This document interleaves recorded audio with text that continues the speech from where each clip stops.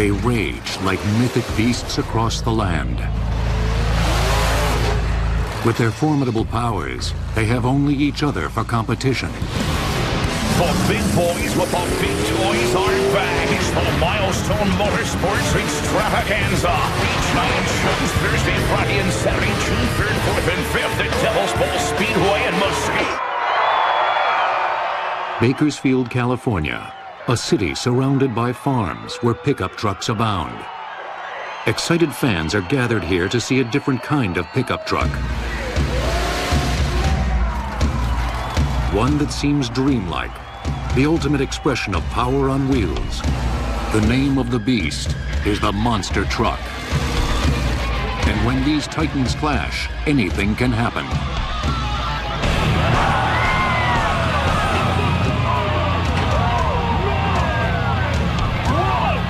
People come to see wrecks.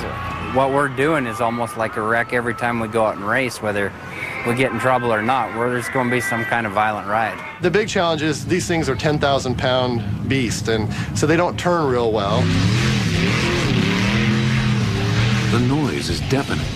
The stunts are unbelievable.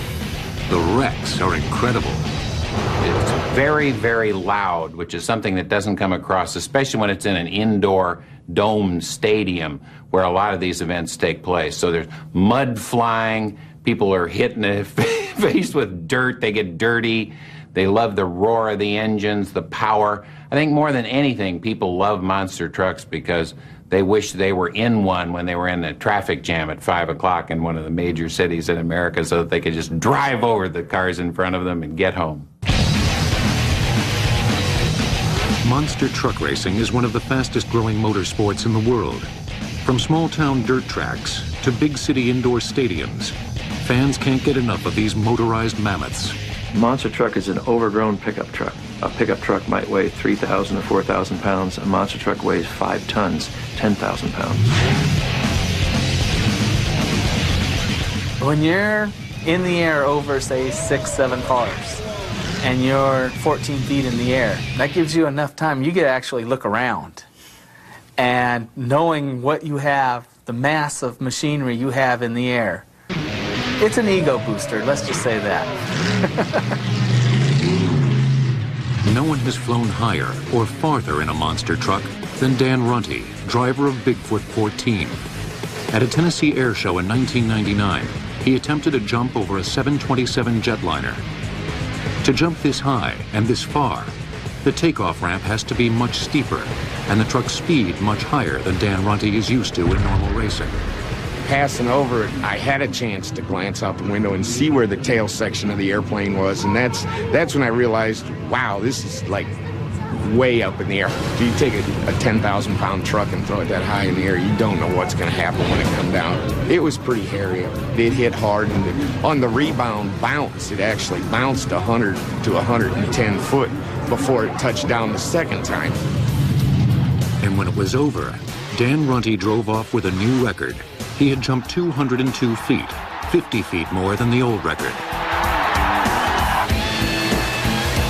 Even in a regular monster truck race, coming down from a jump can be punishing on the driver.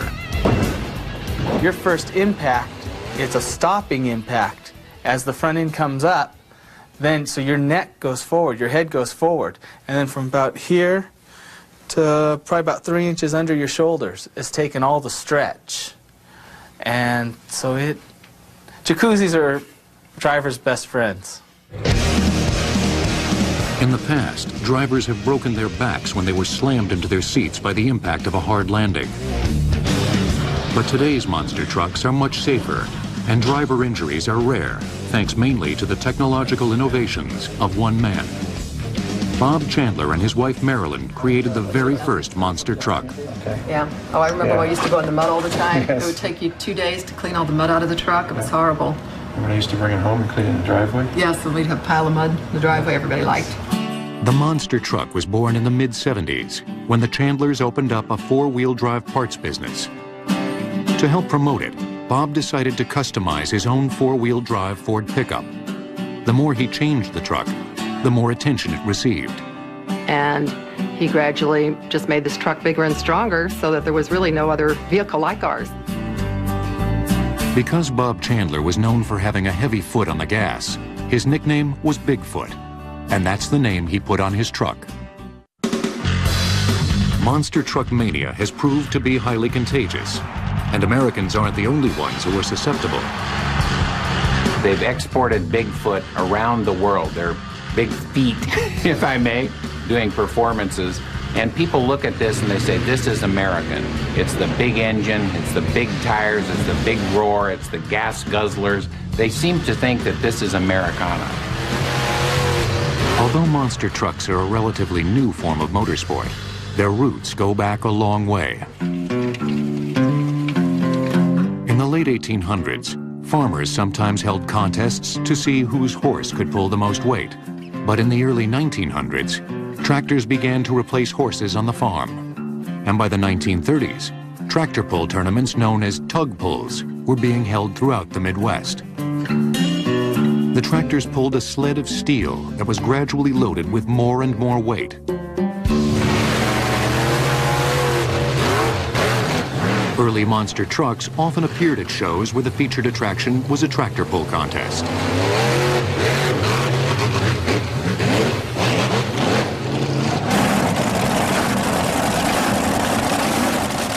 Today's tractor pullers can be even more powerful and more expensive than monster trucks, since they often have multiple engines.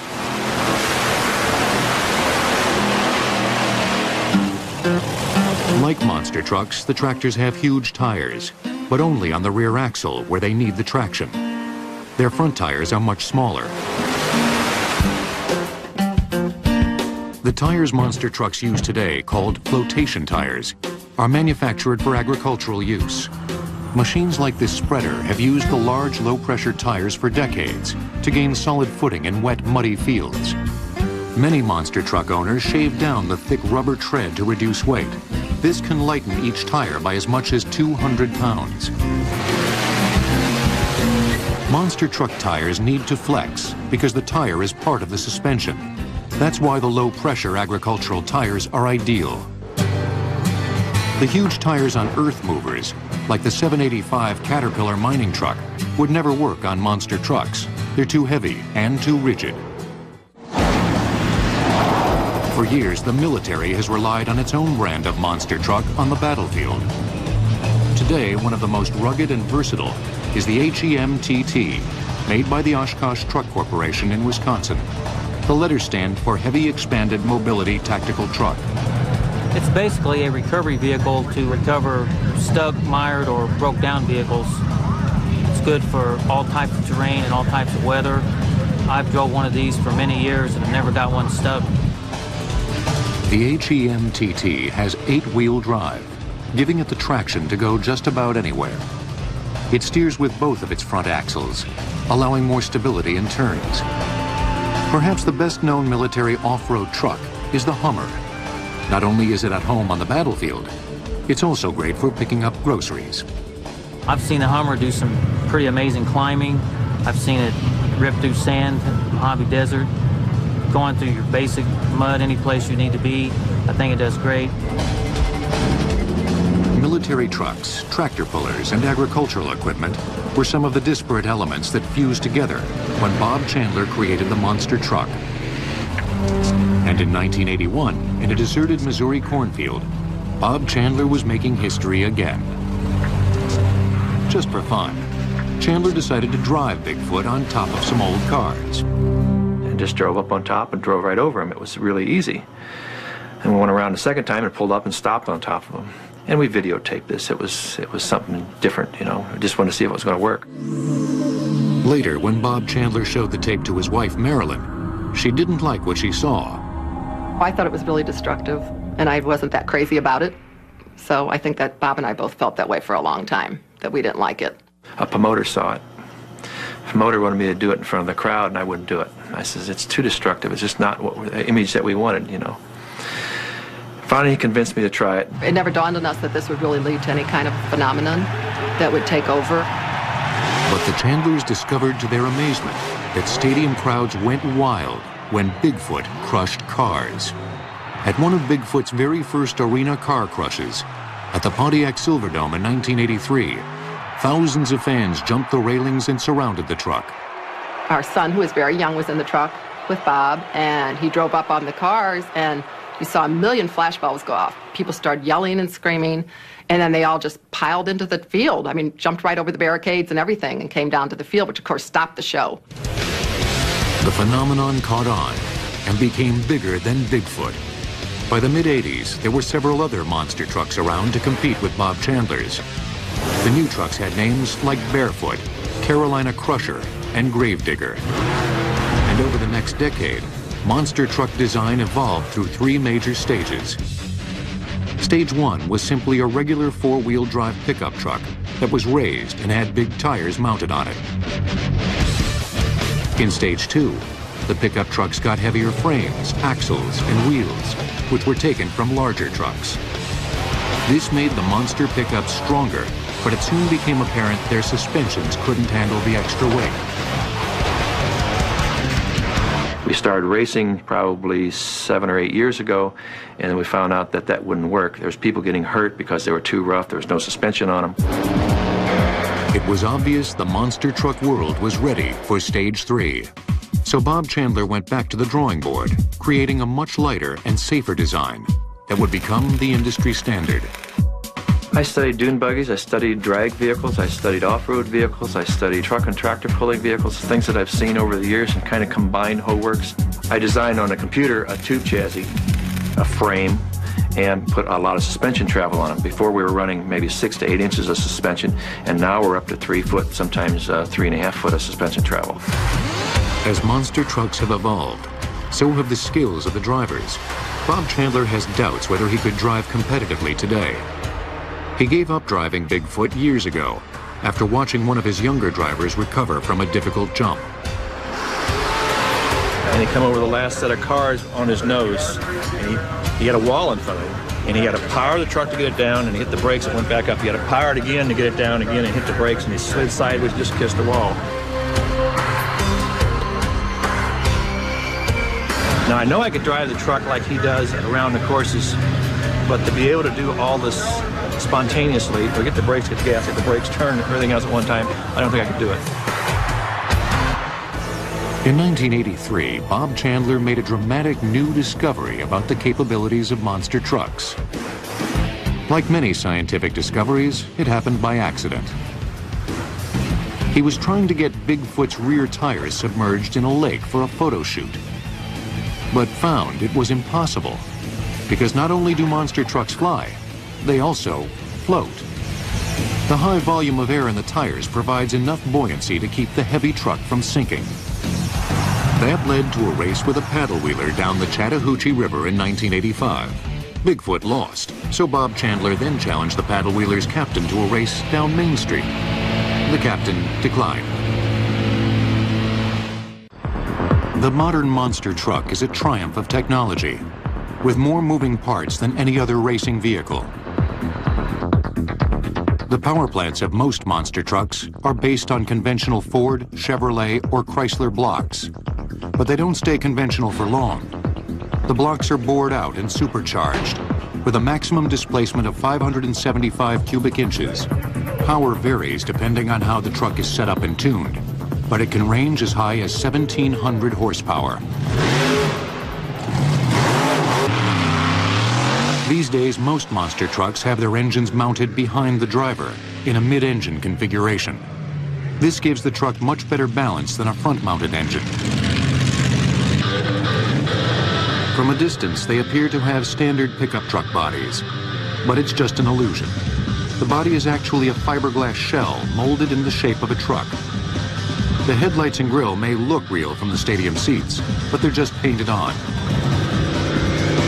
The suspension of the modern monster truck is an innovation developed by the Bigfoot team.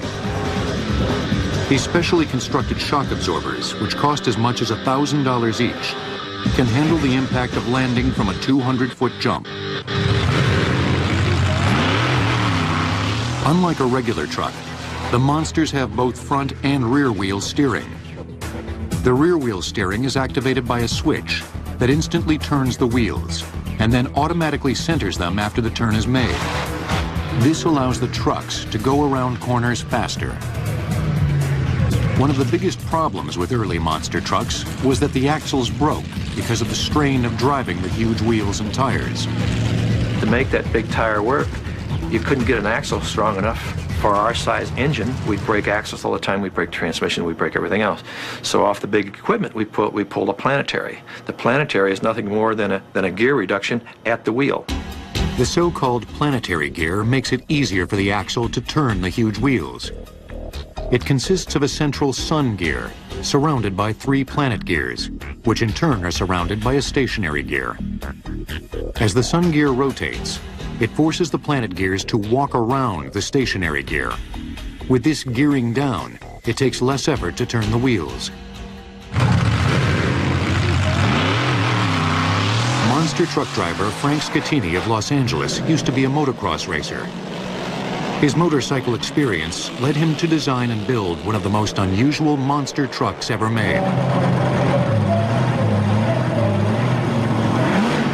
Frank's truck, Monster Jerky, has a stand-up driver's position, a first in the industry. The standing up position has worked out very well for me. My advantage is more visibility. I have more control of the truck. Everything's more second nature to me. If you look down to my left foot, I have a shifter, just like a motorcycle. I upshift and I downshift. On my right hand, this is my finger throttle. On my left hand, I have my front brakes. With my left thumb, I can steer my rear steering. This would be for left steer. This would be for right steer. I don't have to remove my hand. It's in full function. I can brake and steer at the same time. The stand-up position allows Frank's legs to act as additional shock absorbers in hard landings. So far, Frank's unique system hasn't won over any converts among other drivers. When Rick Swanson tried driving Frank's truck, he found it a challenge. I would say I'm probably 6 inches taller than Frank and over 100 pounds heavier than Frank, so I don't exactly fit in the truck as well as he does. I ended up doing a face plant on the dash and almost hitting the car behind me. It has been termed the greatest truck gathering on the planet. And now it returns to the Indiana State Fairgrounds. Don't miss the 19th annual Advanced Auto Parts Fall 4-Wheel Jamboree Nationals. One of the biggest annual monster truck races in the country takes place in Indianapolis every September. It's 3 days of total immersion in the world of 4-wheel drive trucks, and the monsters are the star attraction. Some of the top monster trucks and drivers are racing here. The Bigfoot organization is racing 2 trucks, Bigfoot 14, driven by record setter Dan Runty, and Bigfoot Tonka, driven by Eric Tack. Steve Macklin, the owner-driver of Nitrofish, is relatively new to the game. He's been racing for only about a year and a half. I've raced with all the trucks here this weekend and been able to come out on top in a few cases and been able to not come out on top in a few cases. So the truck is more than capable of doing it. I think I have as good a chance as anybody. Steve and Nitrofish has been actually getting better every race. He's had some great races so far, and he's had a few that he's had problems with. So I think he's going to come around. He's going to be one of the great competitors up there. A guy that took his driver's test here this weekend. Ladies and gentlemen, he's going to come run with the big boys. Give it up for the big dog and Doug Nelke! Doug Nelke is the ultimate rookie at this race.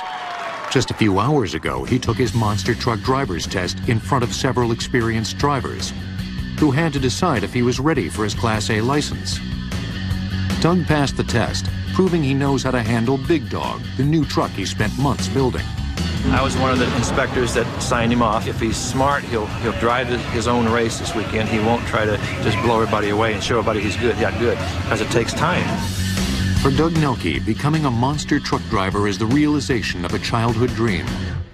Things were awesome. Impressed me when I was a little kid.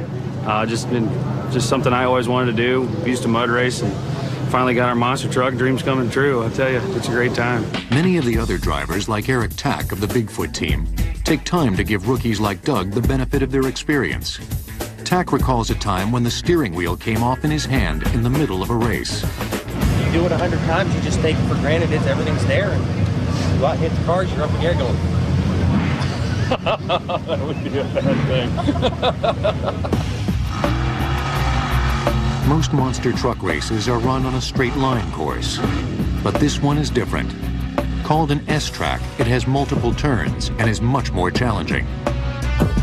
The two drivers with the least experience seem the most concerned. Something I've never done, so it's all new to me. So we've done straight line racing, you know, over sets of cars. The S course is a little bit more of a challenge for me just because of, I think, of lack of experience. So that'll present a little bit of a challenge. A lot of the S-track stuff is driving skill. I mean, it's more driver skill than just going out and running in a straight line. And there's a lot that can go wrong and a lot that you have to be ready to correct for. So just once you feel comfortable, once you're through the turn, look up and find your cars and then make a slight adjustment over to them. I mean, I can say that, I may not do it. I may be sideways coming through here going, oh, I should have listened to myself. They may be fierce competitors on the track, but monster truck drivers are known for helping each other out and treating one another like family. The thing that I found is the people that I go to the races with, if you're in dire need of trouble, they're over giving you a hand. So the guy you may be racing in the next round is probably helping you out or maybe even loaning you parts and vice versa. These guys are great. I mean, you meet all these new people and they're all just, I mean, it's like your best buddies, you know, and you just met them. It's awesome. It really is. As they get ready for the first race, Dan Runty tells Bob Chandler he's concerned about the slippery grass areas on the S-curves. I don't like these tires on this grass. Very hard turning? Yeah. But at this race, slipping tires will turn out to be the least of the driver's worries. Coming up, the big race is full of big problems. One of the most crucial ingredients of a successful monster truck race is dirt. They're specialists in making the right kind of dirt and mud. There's a specialist who comes in a couple days early and makes sure the dirt is just the right consistency for monster trucks or for mud racers, which sometimes go along with the monster truck racing. So it's becoming an interesting world with all sorts of fascinating occupations like dirt specialist. Stadiums become dirt tracks overnight, with as many as 100 truckloads of dirt brought in, at a cost of up to $100,000. It can't be too sandy or contain too many rocks, and the best dirt has a high clay content. Some race promoters own dirt in several cities, which they truck into various venues. The dirt is sprayed with water before a race to keep down the dust. Safety is of paramount importance at every monster truck event.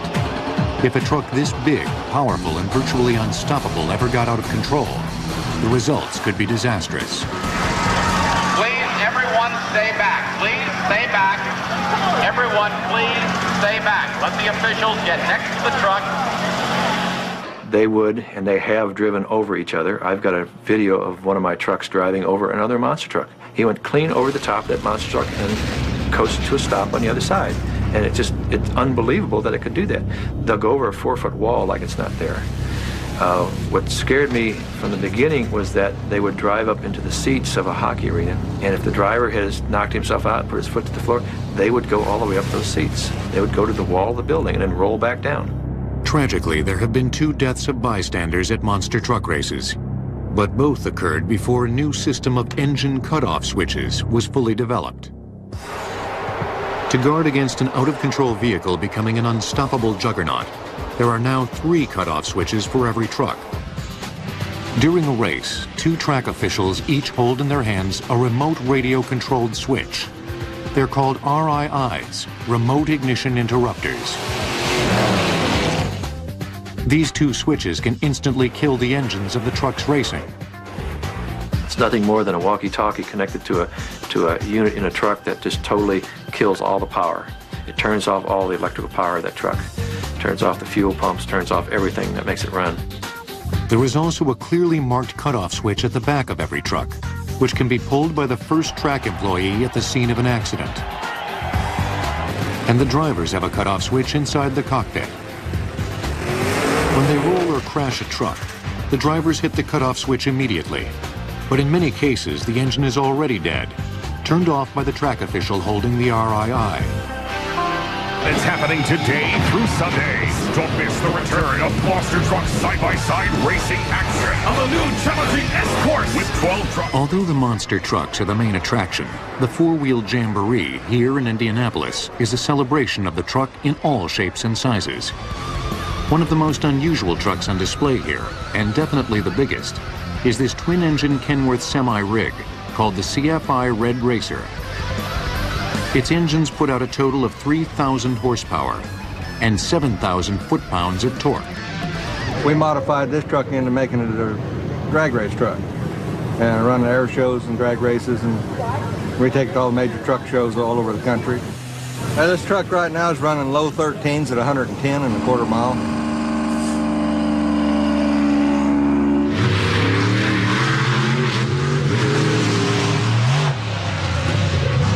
With the right set of gears and everything, this truck's probably capable of running close to 200 miles an hour. That's a lot faster than the monster trucks can go. In their races this weekend, the top speed will be about 60 miles an hour. Before a race, monster trucks often do a car crush. But today, they've come up with a new twist. This Korean import is about to feel the power of the two Bigfoot trucks.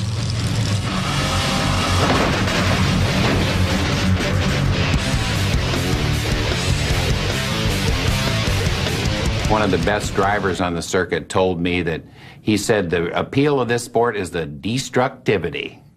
When the racing finally gets underway, the drivers pull up to the starting line and raise their arms to signal they're ready for the Remote Ignition Interruptor switch, or RII, to be tested. After the engines are killed and then restarted, the two trucks are ready to race. Winner goes on to the next bracket, and he races the truck that wins the second bracket. And whoever sets the fastest time in their brackets gets lane choice for the next race, which is very important. And some tracks have advantages and disadvantages for different tracks. Although some events have purses, most, including this one, do not. The monster truck owners are usually paid a flat show-up fee, no matter how well they do in the race. This has led to criticism that it's not real racing, but the drivers maintain they compete fiercely, no matter how they're being paid. We're not racing for a direct purse, but we're racing for an indirect purse. That show-up fee is based on last year's schedule. How many events you did, how well you did, who saw you. But the reason you want to do good once you're there, well, obviously for next year, and it'll also help t-shirt sales that night. T-shirts can range anywhere from $200 to $1,000 in a weekend. Extra money. The high-performance monster truck engines need a lot of downtime between races. It's not like circle track racing where guys can go 100 laps. The alcohol, supercharged engines need some time to breathe. It's more like drag racing as far as the engines are set up. You've got to have a chance for them to cool down. You've got to have a chance for them to kind of regroup a little bit. The monsters are usually interspersed with other kinds of racing, like these mud dragsters. Ladies and gentlemen, we are about 5 minutes away from class number 5. And the guys that were competing here this afternoon in our Monster Truck Thunder Drags, the Monster Truck Autograph Session will be held immediately following Monster Truck Thunder Drags competition. There you go, buddy. One of the most important parts of a monster truck driver's job is interacting with the enthusiastic fans. The drivers make themselves available for autographs, pictures, before and after the event. We're there till the last fan leaves with either signing t-shirts, signing pictures, whatever. The drivers of monster trucks have become sort of like NASCAR drivers. They used to be these gritty old daredevil types, and now they're very articulate people who are always very careful to mention the sponsors in their interviews. They're very polished performers and very media savvy. Pickle? Pickle? There you go, mate. Okay, get back. The kids love getting the driver's autographs, but sometimes kids say the darndest things. We did an autograph session, and the kid getting up next to the line, and his dad said, "That's the driver, so-and-so." And the kid goes, "Well, he sucks. He breaks all the time." Which was 100% true, but it was like, oh, out of the mouth of babes, you don't expect kids to be that blunt. For the most part, the people are after the autograph of almost the truck. It's not so much the driver, it's almost the truck. After the first day's races, there are complaints that the Indianapolis track isn't challenging enough. Most of the drivers had the same impression that the track was just lame. It just wasn't exciting enough for the crowd. We had a talk with the promoter, and the promoter agreed that there was something that had to be done. The promoter decides to make some of the jumps steeper for the next day's racing. They will also plow up some of the grassy areas to give the trucks more traction, allowing them to turn the corners faster. There will be more challenges and more excitement tomorrow. In fact, much more than anyone is expecting. The final day of monster truck racing is about to begin at the Four-Wheel Jamboree in Indianapolis, Indiana. As recorded by our 4 cameras, it will be a day that turns into a simultaneous, multi-level drama. A day that truly captures the thrills, spills, and chills of monster truck racing. The track has been changed since the previous day to make the jumps higher and more exciting. They will prove to be much more difficult for the drivers.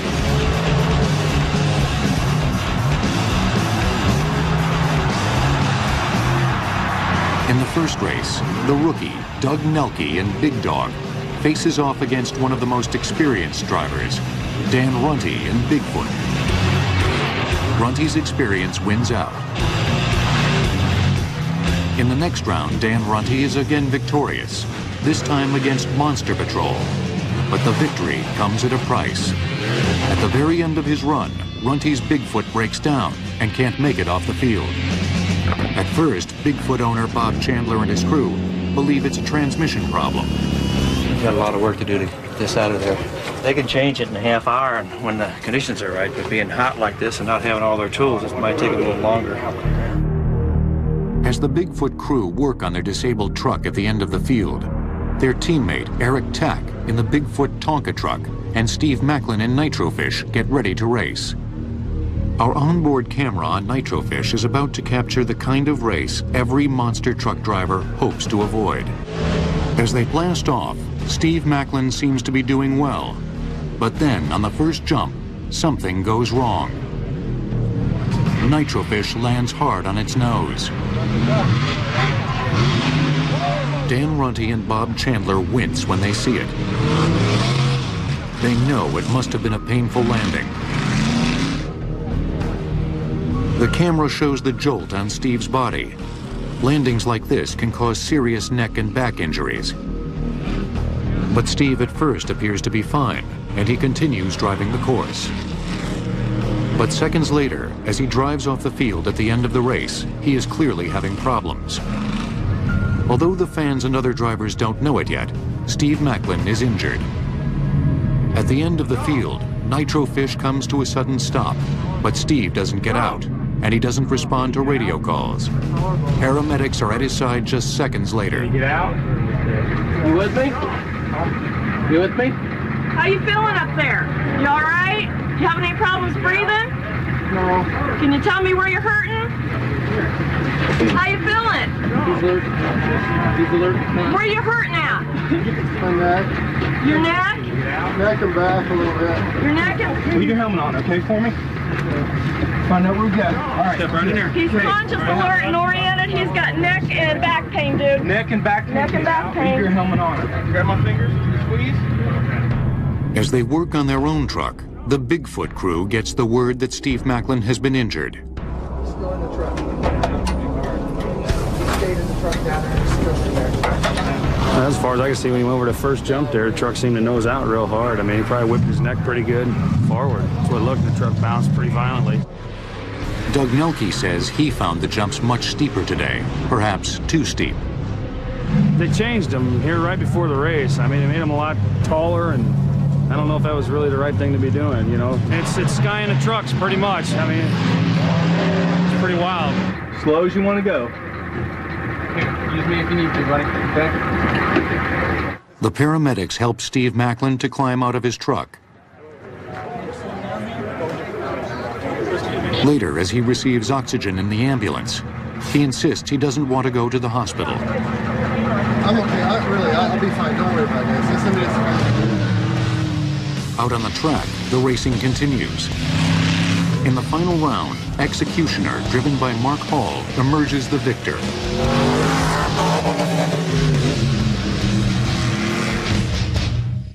At the end of the field, work on Bigfoot continues, while Steve Macklin is still resisting the idea of going to the hospital. You go get checked out, man. Ain't gonna hurt. Just kind of help me lay down. Yeah, come on. I got you. That's all I need. Thank you. You need some more ice or anything? No, I got more over there. Stuff, all right? Although the racing is over, the most exciting action is yet to come. The climax of every monster truck event is the freestyle, where drivers go out on the field solo and push their trucks to the limits.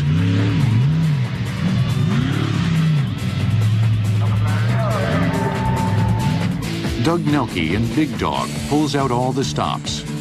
For a rookie who got his driver's license just 36 hours ago, it's a knockout performance. But in the process, Doug comes close to knocking himself out.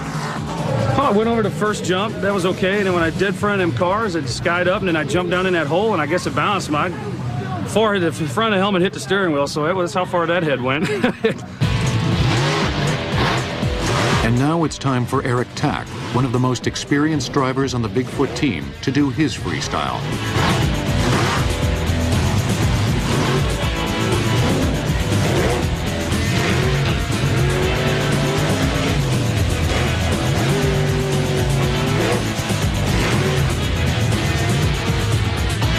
Eric's performance is a tour de force. He is a master of the wheelie, and he proves it tonight. It is a freestyle to be remembered.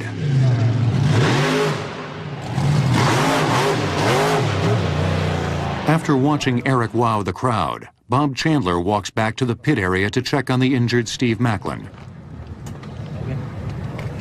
Here, grab this side over here. 1, 2, 3. 1. Steve's left arm is still numb, and he finally agrees to let ambulance attendants take him to the hospital. Thanks, Bob. Thanks, Bob.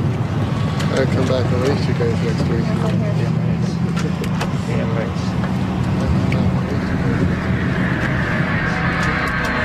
At 9 p.m., as Steve Macklin is getting tests at the hospital, Bob Chandler, Dan Runty, and Eric Tack are still out in the dark, deserted field, trying to fix Bigfoot 14. Here's what happened. Broke the U-joint in the axle. That's the U-joint right there. That was the weak link. It just found the weak link and broke it. Meanwhile, at the hospital, doctors have discovered that Steve Macklin has a ruptured disc. They tell him surgery may be necessary eventually, but it's not urgently needed. 1 week later, in Daytona, Florida, Steve Macklin and Nitrofish are back in action. But this time, Steve is wearing something called the Hands Restraining Helmet, lent to him by Bigfoot's Bob Chandler. The letters HANS stand for Head and Neck Support. The helmet is used by the Bigfoot team for special stunts, like the 202-foot jump Dan Runty made over a 727 airliner. The helmet is attached to a collar and yoke system worn on the upper body, under the driver's shoulder straps. It's designed to prevent stress on the driver's neck and spine by limiting the movement of the head in relation to the body. Steve Macklin is going to need it for what's about to happen. Near the end of his first run, Steve's truck suddenly flips over on its roof. But then it keeps on going and lands back on its wheels. Steve comes through it without a scratch. The truck has lost some of its body panels, but it can still race without them. It's all part of the game in the rough and tumble, unpredictable world of monster truck racing. It's a world with an equally unpredictable future. The industry appears headed in two different directions. One is toward more showmanship. The other is toward more legitimate racing, with bigger purses to winners instead of flat fees to drivers. It might end up being two divisions of monster trucks, one that does the exhibitions and the wrestling and the weird stuff, and maybe we'll be the group that does the real racing, and I'd like to see that. That's my goal. And they're trying to legitimize the sport, and when you say legitimize the sport, I mean we're going to have ballroom dancing in the Olympics, so who can really say what a legitimate sport is? It's a little bit of a mix of real sport, legitimate sport, spectator sport, pro wrestling, NASCAR driving. Whatever lies in the future, one thing is certain. Monster trucks won't be going away, and they won't be getting any smaller. In the big world of monster trucks, size does matter.